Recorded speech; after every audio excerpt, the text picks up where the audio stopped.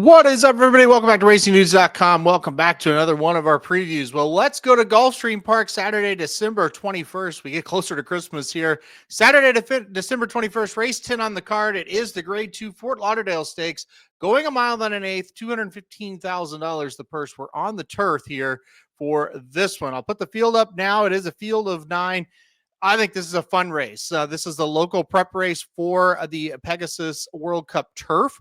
So always an important race here at Gulfstream at this time of year. Let's go through them one by one. We'll go through the field. I'll give you my top pick. We'll start with the number 1, Cash Equity. Cash Equity running back here at Gulfstream Park after kind of being on that Kentucky circuit. Last 4 races have been there at Kentucky. Ran twice at Kentucky Downs. Got third 3 races back in the Mid-Million. Got second in that race. Got 7th in the Turf Mile there at Keeneland.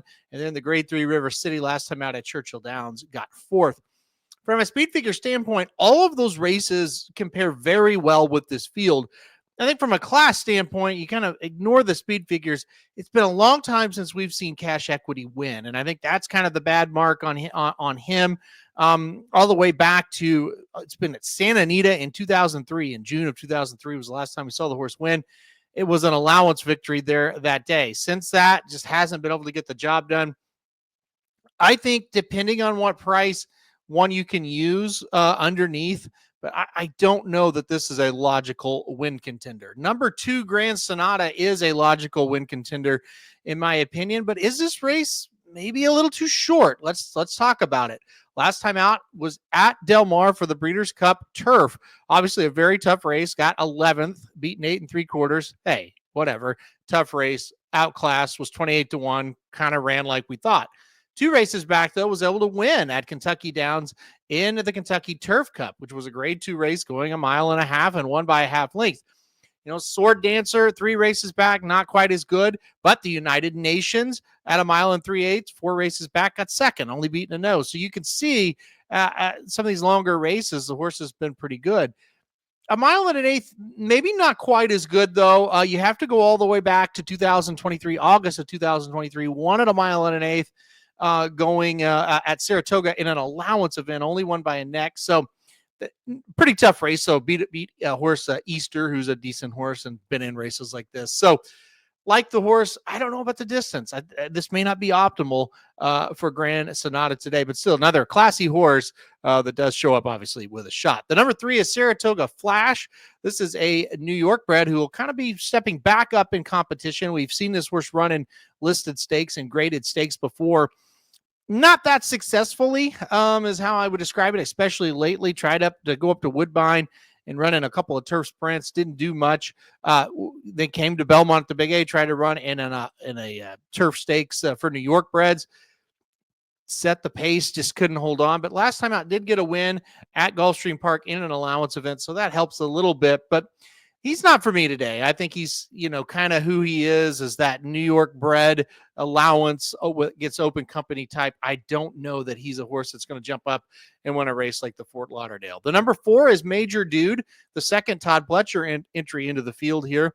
This one gets Irad Ortiz Jr. aboard. That's good news. And it's been a while since Irad's been on Major Dude. He was on him for most of his major races as a 3-year-old, at least some of them, like the Penn Mile. Irad was on him and got the job done there at Penn National that day. I mean, he's been on and off of him. The Kitten's Joy right here at Gulfstream. Those were, like I said, 3-year-old races that Irad had rode the horse. Long break for this horse before we finally saw him in June of this year for his 4-year-old debut.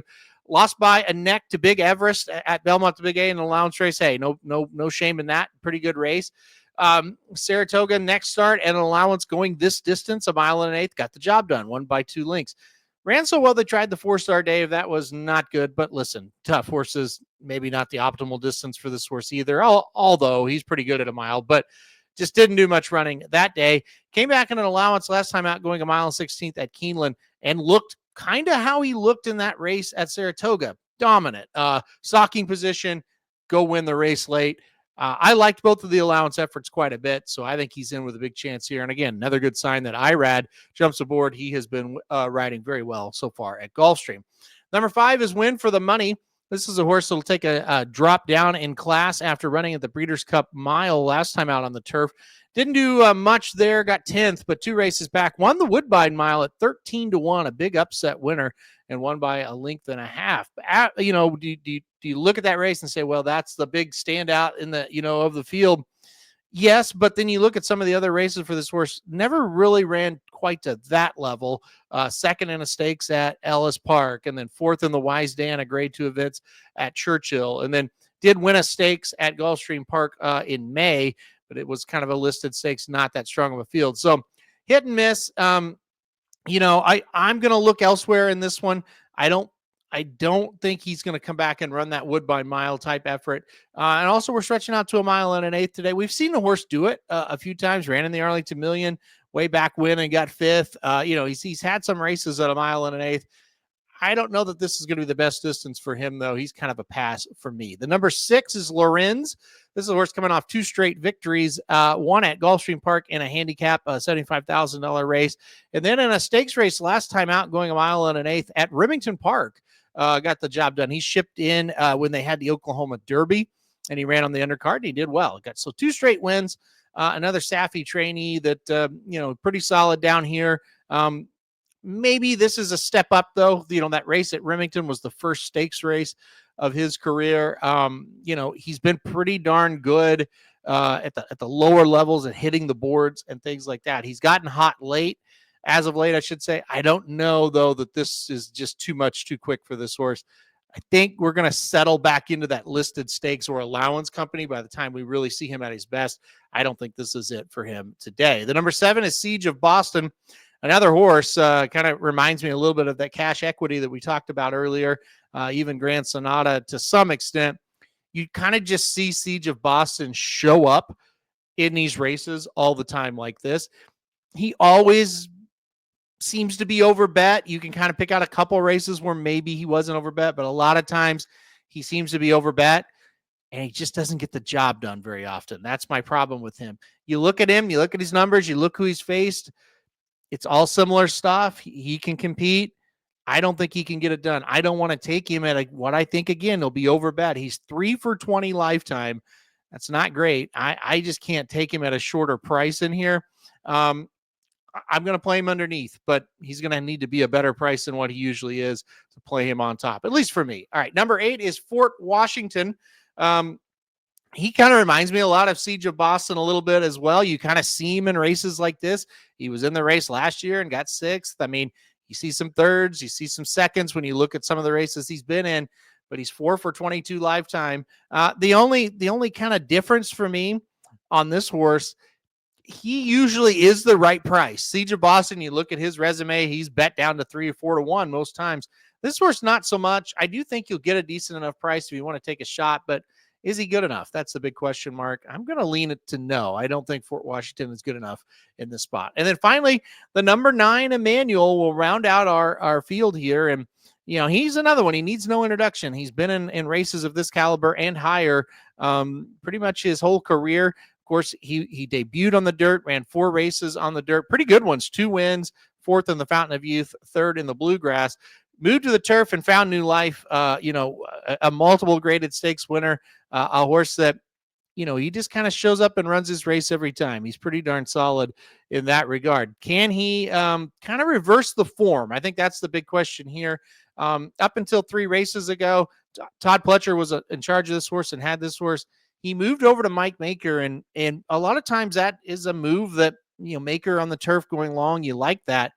He just hasn't been good. He tried a mile in the Million at Kentucky Downs, got 5th, whatever. That's a tough track, and that doesn't really translate to anywhere else, right? But the last 2 races are concerning.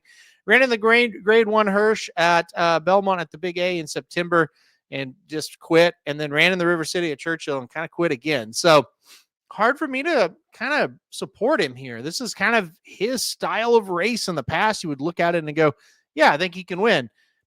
I'm not so sure here this year. I think this is going to be a tough ask for him. He does usually run really well at Gulfstream. He's won the Canadian at Gulfstream a couple times. So, he usually does put his best foot forward here at Gulfstream. He's just not for me in this spot. I need to see him kind of reverse that form before I like him too much. All right. So That is the field of 9. I'm going to go with the number 4 Major Dude on top. Since he's come back off of the layoff, I thought the 2 races in the allowance company were really, really good. And I think that those kind of races will win this race today. I don't hold the 4-star Dave against him. That was just too tough. You think about Carl Spackler, who won that race. Well, he would look awfully good in this race, right?